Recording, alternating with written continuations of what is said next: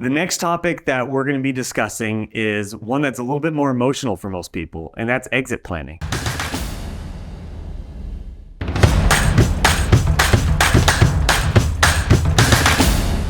Now, most people will hear exit planning and think that it automatically doesn't apply to them because they love their business, they never want to leave it, it's a part of their identity, and so why would they ever want to sell their business? Well, what I'm here to talk to you about is why exit planning is really just good business strategy. I've worked with a lot of business owners over the years that by employing exit planning strategies, not only do they get their business to a place that's more enjoyable for them, but it also can become more of a passive income stream. Not only that, but exit planning is almost more like contingency planning for those that want to stay in their business forever. What we've seen through studying tons of businesses, tons of sales and transactions, is that most businesses are sold or transacted because of what we call the 3Ds: death, disability, and divorce, right? 3 items that are typically completely out of your control. And so by doing exit planning, what we're really trying to do is, one, improve your business on both quantitative factors and qualitative factors, but also give you the peace of mind to know that the value of your business is protected for yourself and for your family. So let's talk a little bit about what that means. In the event of death or disability or even divorce, what happens is businesses tend to lose value, fall apart, crumble, or completely fail. And what we want to do is obviously avoid that. And we do that through business planning, exit planning, and contingency planning. Because if something happens to you, the owner, and maybe the primary operator, primary salesperson, whatever your position is within that business, your business is most likely going to suffer if you haven't removed yourself from the really necessary processes and operations of that business. And so first and foremost, what we're doing is we're figuring out what's a contingency plan.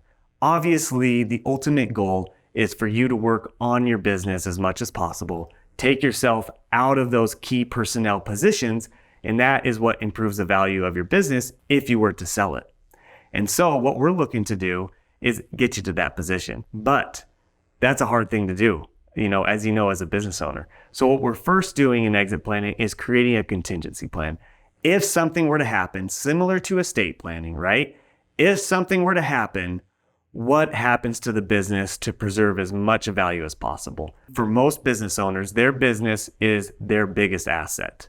Potentially bigger than their life insurance policy, than their disability policy, right? Their business is what creates the most income for their household, and maybe it has the most value if you were to sell it as well. And so what we're doing is protecting that as much as we can. So first step, contingency plan. Second step, actually getting your business ready for a potential sale. Now, this does not mean that you're going to sell it. This means you're getting it ready to be sold if you needed to, if you wanted to. And so to do that, we start with evaluation. That's the first step in doing exit planning, is starting with evaluation, because that valuation process is going to help you identify the qualitative factors and the quantitative factors that affect the value of your business. So let's talk about the differences between those two things. Qualitative factors. Qualitative factors are items like key employee risk, customer concentration risk, business owner risk, right? These things that aren't necessarily a number, but definitely affect the value of your business. And then there's the quantitative measures that we're trying to improve within your business. That's EBITDA. That's top line revenue. That's operating expenses.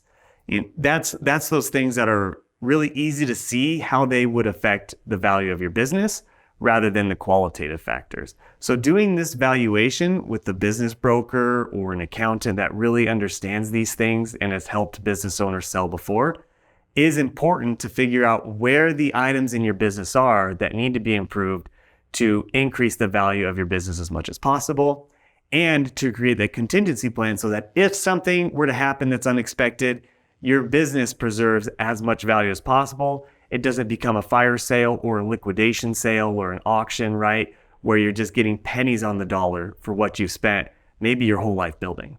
Let's talk about the value multiplier. This is one of those magic things that happens within exit planning if we do it right. So you're probably familiar with the most basic form of valuing a business, and that's typically a multiplier on what we call EBITDA, earnings before interest, taxes, depreciation, and amortization, or a multiple on what we call SDE, seller's discretionary earnings. And a multiplier on those means maybe your business would be sold for 2 to 3 times SDE or 2 to 3 times EBITDA. We'll hear those numbers get thrown out a lot. What we want to do is increase the value of your business as much as possible by adjusting those two numbers, the multiplier and what the multiplier is multiplying, right? So we'll use EBITDA today since that's the most common way that I see this being handled. So first things first, we want to increase EBITDA. That means increasing top line revenue, decreasing expenses if possible to increase your earnings before interest, taxes, depreciation, and amortization. We do that by those simple measures of increasing sales, decreasing costs. Then we want to increase your multiplier. So how do we increase your multiplier? Well, increasing your revenue and decreasing your expenses, increasing your net income, in other words, does actually improve your multiplier. Bigger businesses tend to sell for higher multiples. But what we talked about earlier are these qualitative measures: customer concentration risk, key employee risk, reliance on owner risk, some of these qualitative measures that are going to provide discounts to your valuation, or in other words, decrease that multiplier that's multiplying your EBITDA. So you can run through some simple numbers if you wanted to, right? You could take an EBITDA that's maybe 100,000 and a 2 to 3 times multiple. We're selling for 2 to 300,000.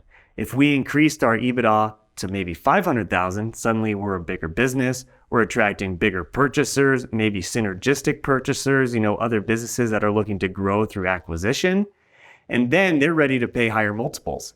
Not only did we do that, but we decreased all of these qualitative risks. So instead of having a 2 to 3 times multiple, maybe we have a 10 times multiple now, right? So you can pretty easily see how there's an exponential growth in the value of your business by getting some of these things taken care of, making processes or creating processes to take yourself out of those key positions within the business, putting employees and individuals into those businesses, into those positions to help you increase the value of your business exponentially. With every business, every industry, there's different ways to do this, and there's different professionals that can help you do this. But the first thing that you need to do is have some support. So you need someone who's been trained and qualified within exit planning to help you first get that valuation completed and identify those areas for improvement, create your contingency plan, and then create a 3 to 5 year plan going forward to get your business into a better position to sell if you needed to and if you wanted to. So fill out the Wealth Architecture questionnaire and see if it makes sense for you to work with our financial architects to help you in your exit planning. Thanks for watching. Hit subscribe. Don't miss out on a single Wealth Factory tip like this next one with proven ways to build your wealth.